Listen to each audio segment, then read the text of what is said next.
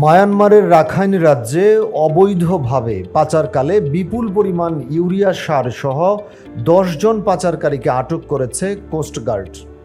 শুক্রবার দুপুরে coastguard media কর্মকর্তা lieutenant commander HMM Harunur Rashid এ তথ্য জানান। তিনি বলেন, গত ১ মে কোস্টগার্ড জাহাজ তাজউদ্দিন সেন্ট মার্টিনের দক্ষিণে ছেড়াদ্বীপ এলাকায় একটি ইঞ্জিন চালিত সন্দেহজনক কাঠের বোট দেখতে পায়।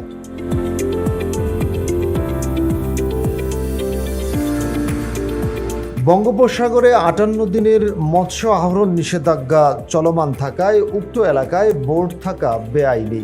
কোস্টগার্ড জাহাজ তাজউদ্দিন কর্তৃক বোটটিকে থামার সংকেত প্রদান করলে বোটটি সংকেত অমান্য করে দ্রুত গতিতে পালিয়ে যাওয়ার চেষ্টা করে।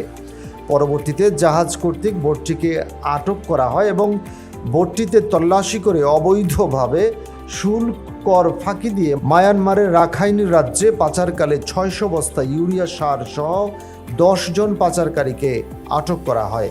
আটককৃত পাচারকারীরা কক্সবাজার এবং চট্টগ্রামের বাসিন্দা।